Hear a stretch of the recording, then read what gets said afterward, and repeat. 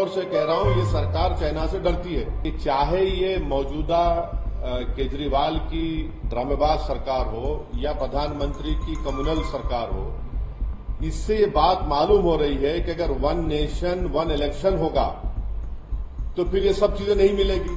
सरकार से इस बात का डिमांड कर रहे हैं कि आपने अर्बन एरियाज में और अर्बन एरियाज से हटकर जो घर दे रहे हैं बनाकर, प्रधानमंत्री आवास योजना जो भी हो, उसका डेटा हमको दीजिए, बताइए आप कितने मुसलमानों को दे रहे हैं। देते नहीं है। ये प्रधानमंत्री जो चादर भिजाए हैं, किसी शायर ने अच्छा कहा प्रधानमंत्री के बारे में, क्या कहा, इसने हमारे जख्म का कुछ यूं किया इलाज, इसने हमारे जख्म का कुछ यूं किया इलाज, मरहम भी गर लगाया तो कांटों की नोक से।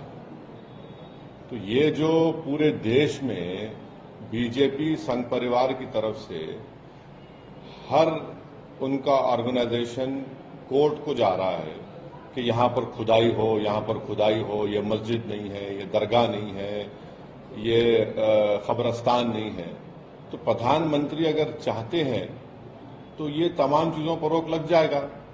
और दूसरी अहम बात यह है कि पिछले 10 साल से बीजेपी की सरकार है, नरेंद्र मोदी प्रधानमंत्री हैं, प्लेसेस ऑफ वर्शिप एक्ट जो पार्लियामेंट में पास हुआ और राम मंदिर के जजमेंट में उसको नॉन रिट्रोग्रेशन की बात सुप्रीम कोर्ट ने कही दी, उसके बावजूद भी ये सरकार का कोई स्टैंड ही नहीं है उसके ऊपर।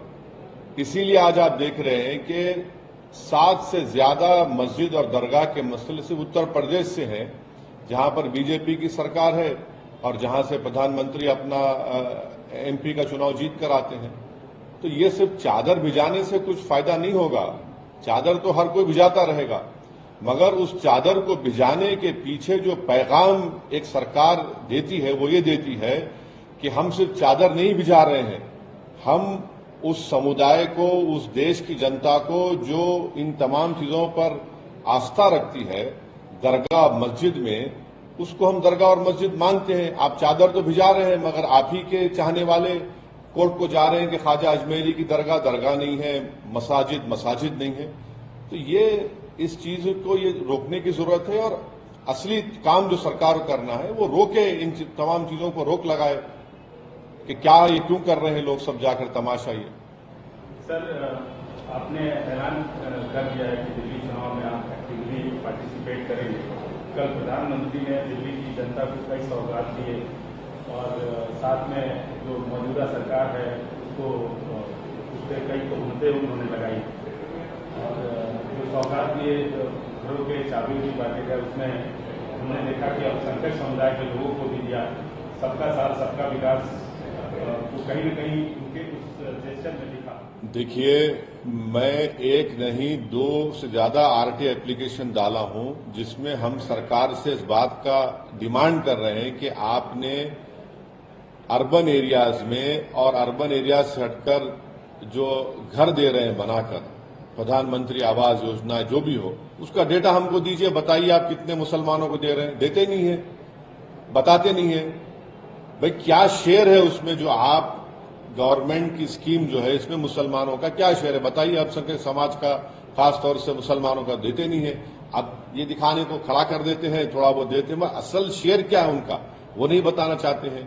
अब चुनाव है तो इसीलिए सब करना पड़ रहा है, मगर याद रखिए कि चाहे ये मौजूदा केजरीवाल की ड्रामेबाज सरकार हो या प्रधानमंत्री की कम्युनल सरकार हो, इससे ये बात मालूम हो रही है कि अगर वन नेशन वन इलेक्शन होगा तो फिर ये सब चीजें नहीं मिलेगी। अब पार्लियामेंट का चुनाव हुआ 6 महीने पहले, अब दोबारा चुनाव हो रहा है तो हर सरकार अपना अपना अनाउंसमेंट कर रही है। इससे देश को समझना है कि देश के जनता और उसके वोटर का फायदा करने के लिए ये सब अनाउंसमेंट्स हो रहे हैं। गो इसका इकोनॉमिक इम्पैक्ट जो होगा वो अलग बात है। तो इससे बात साबित हो रही है कि वन नेशन वन इलेक्शन देश के वोटर के हित में भी नहीं है, संविधान के खिलाफ भी है।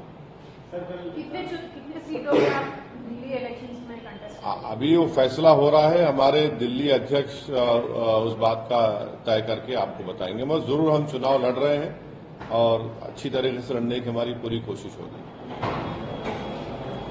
सर और एक इशू है, गवर्नमेंट ने प्रोटेस्ट लॉन्च किया है, new China country, we are saying that they are already in Ladakh. Government has launched a strong protest with China over the recent creation of two countries, or they are saying they are already. ये क्या language है मोदी सरकार की? हम strong protest launch कर रहे हैं, फिर आप उनको बोल रहे हैं कि आके भारत में इन्वेस्टमेंट करो, फिर आप चाइना से कह रहे हैं कि ठीक है हमारा जो इंपोर्ट इम्बैलेंस है चाइना से कंटिन्यू होता रहेगा.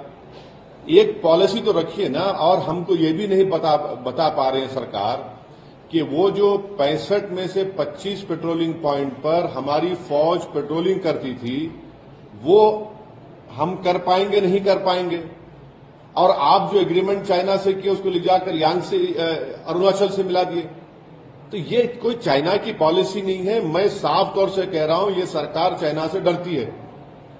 आप फिर हम स्ट्रांग प्रोटेस्ट क्या प्रोटेस्ट है? हमारी जमीन पर वो लोग ये एक कंट्रीज बना रहे हैं और डैम बना रहे हैं. और डैम बनाएंगे तो नुकसान किसको होगा?